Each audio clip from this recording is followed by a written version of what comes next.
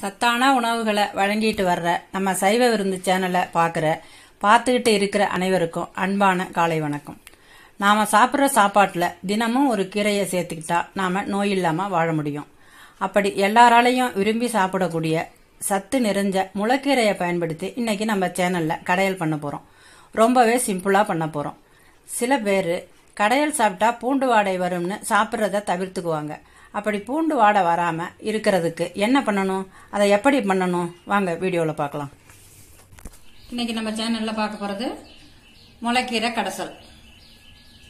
முளைக்கீரையை வாங்கிட்டு வந்து வேரெல்லாம் கிள்ளிட்டு சுத்தம் பண்ணிட்டு, சின்ன கீரையாக இருந்ததுன்னு சொன்னாக்கா இதை இப்படியே வைக்கலாம். கொஞ்சம் இந்த தண்டு கீரையாக இருந்துச்சுன்னு சொன்னால் இந்த தண்டை ஆஞ்சிட்டு இந்த அளவில் எடுத்து வச்சுக்கலாம். சுத்தம் பண்ணிட்டு கழுவிட்டு கீரையை தண்ணிலேருந்து ஒட்டாய் எடுத்து தண்ணியை வடிகட்டிட்டு சுத்தம் பண்ணி எடுத்து வச்சிருக்கேன். அடுத்தது அடுப்பு பற்ற வச்சு இட்லி பானையில் கொஞ்சம் தண்ணி வச்சிருக்கேன். கீரை வந்து வேகணும் அப்படிங்கிறதுனால கொஞ்சம் பெரிய பாத்திரத்திலே வச்சு தண்ணி வச்சுக்கணும்னு தண்ணி வச்சிருக்கேன். கொஞ்சமாக தண்ணி வச்சிருக்கேன். இந்த கீரையை எடுத்து அப்படியே இதில் வச்சிட வேண்டியதுதான்.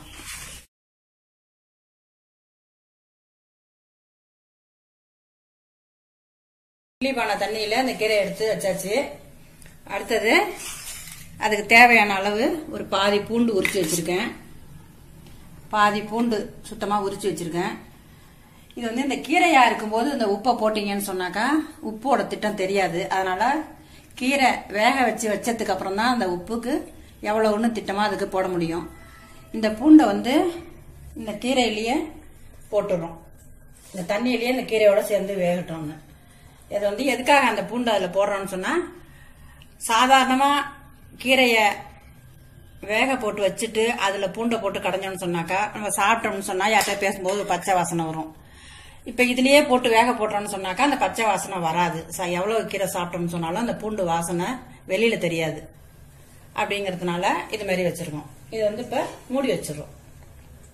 ஒரு 10 நிமிஷம் இந்த கீரை தவண்டு வேகணும். அது வரைக்கும் மூடி வச்சிருக்கோம். ஒரு 10 நிமிஷம் ஆயிடுச்சு. பார்க்குறோம், நல்லா கீரை நல்லா வெந்துருக்கு. அடுப்பை ஆஃப் பண்ணிட்டு நல்லா ஒரு பெரிய பாத்திரத்துல எடுத்து வச்சிட்டீங்கன்னாக்கா கொஞ்சம் நல்லா கீரை ஆறுறதுக்கு சௌரியமா இருக்கும்.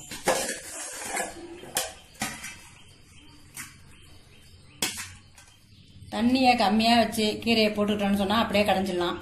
கொஞ்சம் தண்ணி கூட வந்துச்சுன்னு சொன்னாக்கா எடுக்கும்போது அதுக்கு ஊற்றி கடைஞ்சது போக கெட்டியாக இருக்கிற அளவுக்கு கடைஞ்சது போக பாக்கி தண்ணியை சாம்பார் வைக்கும்போது அதில் போட்டு புளி போட்டு கரைக்கும் போது சேர்த்து அதில் கரைச்சி சாம்பாரில் சேர்த்துக்கலாம். இப்போ இந்த அளவுக்கு இதுக்கு தேவையான அளவு உப்பு எடுத்து வச்சிருக்கேன். காய்கறிகளை பொறுத்த வரைக்கும் காய்கறிகள் பசுமையாக சமைக்கணும். அப்போதான் அதில் இருக்க சத்து முழுமையாக நம்மளுக்கு கிடைக்கும். கீரையை பொறுத்த வரைக்கும் கீரையும் பசுமையாக சமைக்கணும். அதே சமயம் அரை உப்பு போட்டு சமைக்கணும். அப்போதான் கீரையோட சத்து முழுமையாக நம்மளுக்கு சேரும். அதனால நான் அரை உப்புக்கு அரை ஸ்பூன் எடுத்து வச்சிருக்கேன். கீரை ஒரு 10 நிமிஷம் ஆறணும். ஆறட்டும். கீரை நல்லா வேக போட்டு எடுத்து வச்ச கீரை நல்லா ஆயிடுச்சு. ஆறுனதுக்கு அப்புறம் அதை எடுத்து மிக்சியில் போட்டுக்கிறோம். இதுல வந்து தண்ணி கொஞ்சமா இருக்குங்கிறதுனால இந்த தண்ணி ஊற்றிக்கலாம். அந்த கீரை உப்பு அரை உப்பு போட்டா போதும்.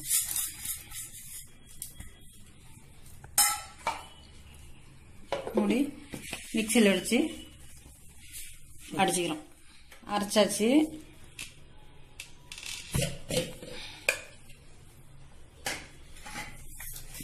எடுத்து ஒரு பாத்திரத்தில் வச்சுக்கிறோம்.